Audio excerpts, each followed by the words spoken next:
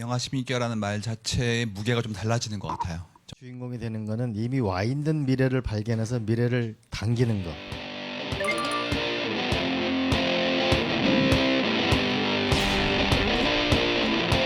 오늘 각계 최고의 전문가분들께서 와주셨는데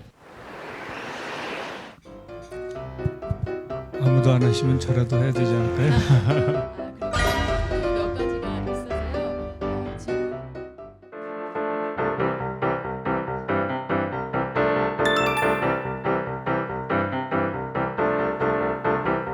지금 이렇게 바뀌는 사람들의 생활을 좀 더 우리 같은 것들이 들어가면 혼자서 이게 뭐냐 미래를 바꾸는 거. 어떤 폴치를 눈에 보이는 세상이 아닌가 싶습니다. 의료진은 보호할 수 있는 세상을 가진 것이다. 만나는 순간 만날 수 있기 때문에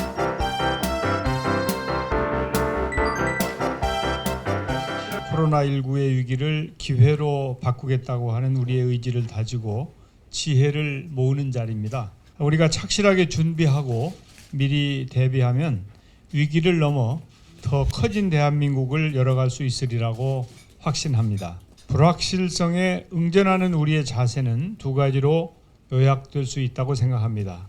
협력과 도전이 그것입니다. 모든 사회 구성원들은 양보와 배려를 바탕으로 서로 연대하고 협력해야 하겠습니다. 사고의 전환과 과감한 도전을 통해 과거의 통념과 관습과 결별하기 위해서 노력해야 하겠습니다. 누구도 혼자서는 지혜로울 수 없습니다. 우리가 함께 지혜를 모은다면 이 위기를 희망으로 바꿀 수 있을 것입니다.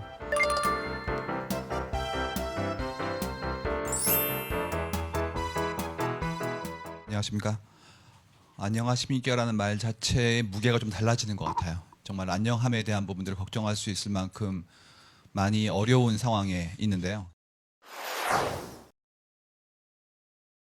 하기 때문에 그러한데 우리는 메르스를 겪으면서 이런 형태의 그런 질병이 어떻게 삶에 영향을 끼치는지에 대한 것들을 알았다고 생각하시겠지만 제 그래프를 보면 전혀 천양지차입니다. 메르스는 8주 만에 끝났고요.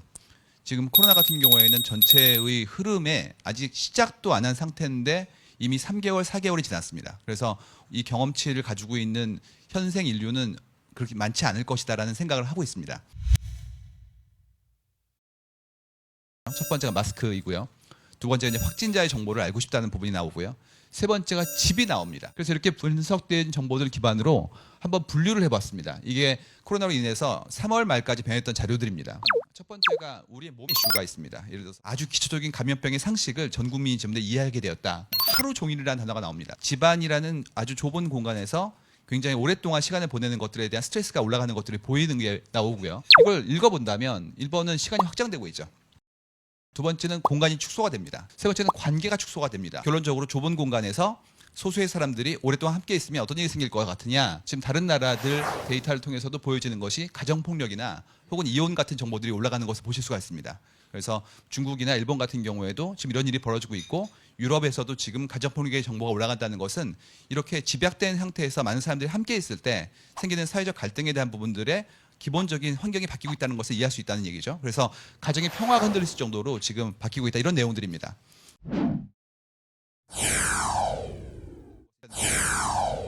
출발점이 되어야 된다고. 근데 무엇보다도 이전까지 이런 형태의 질병을 얻어본 적이 없었기 때문에 부지하다는 것, 우리가 불가지한 부분이 너무 많다는 것이 현재 공포의 가장 중요한 부분이거든요. 4월이 돌아오면서 평범함에 대한 부분들이 다시 돌아오고 두려움이 좀 무뎌지고 있거든요. 우리가 기뻐하거나 안심하기는 이런 부분이 아닐까에 대한 부분들을 이해하는 겁니다. 따라서 지금부터 가야 될 멀고 먼 길에서 어떤 형태의 삶의 변화가 일어날 것인지에 대한 부분.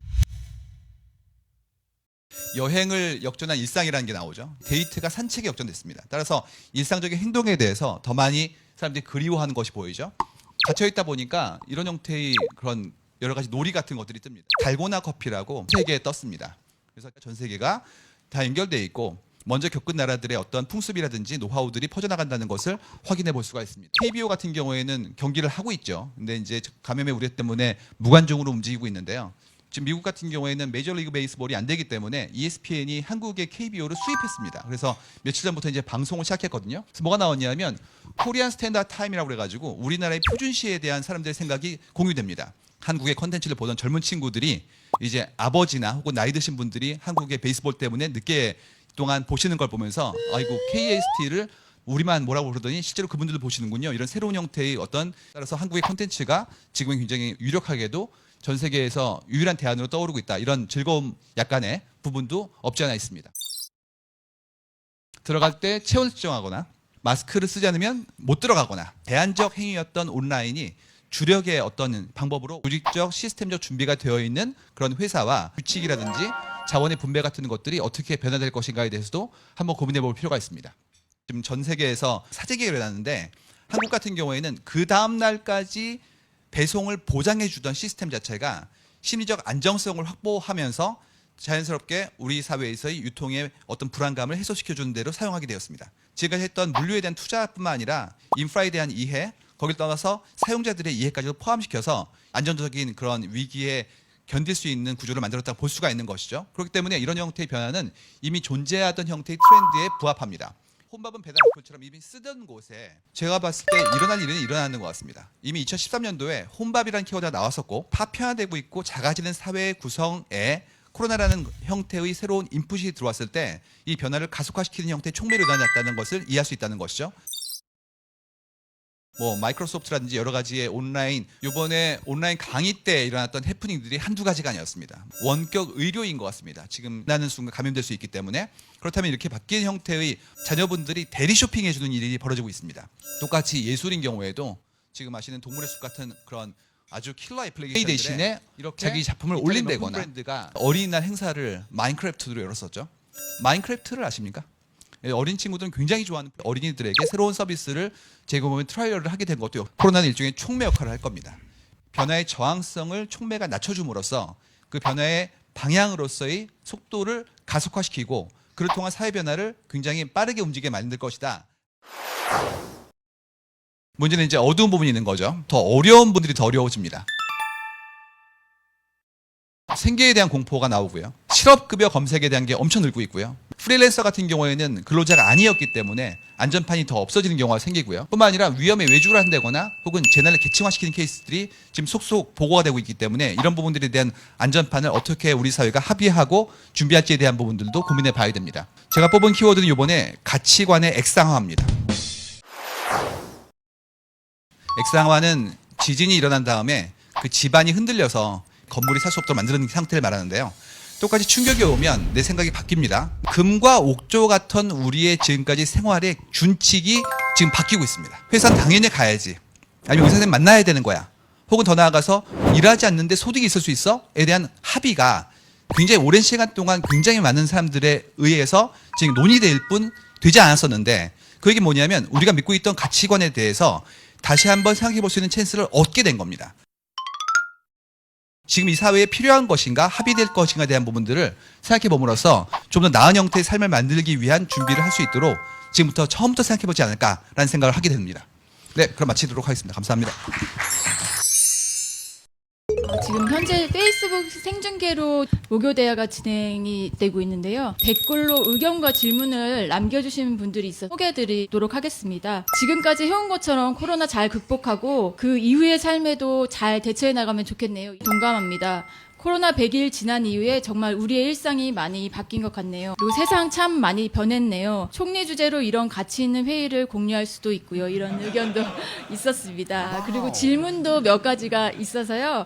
질문도 좀 드리도록 하겠습니다. 코로나 이후 새로운 유형의 집단 감염병이 발생한다면 우리의 코로나 경험을 유용하게 쓸 수 있을지 궁금합니다. 답변을 부탁드리겠습니다. 아무도 안 하시면 저라도 해야 되지 않을까요?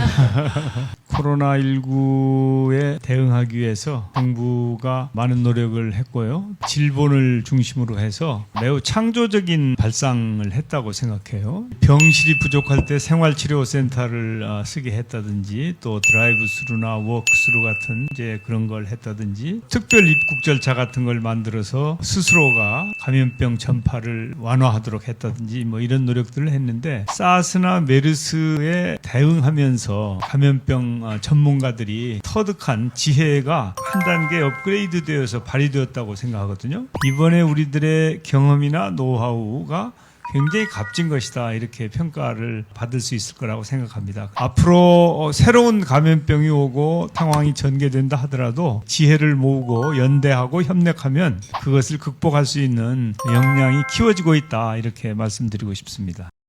예, 다음으로는 미래의 주인공이 되는 길을 미래를 창조하는 길이다 라는 주제로 발표를 해주시겠습니다. 이건 철저히 뭐냐면 제 개인적인 생각이고요. 아직 당하고는 더 공유 절차를 거쳐야 되고, 하나는 뭐냐면 우리가 미래의 주인공이 되는 거는 이미 와 있는 미래를 발견해서 미래를 당기는 거.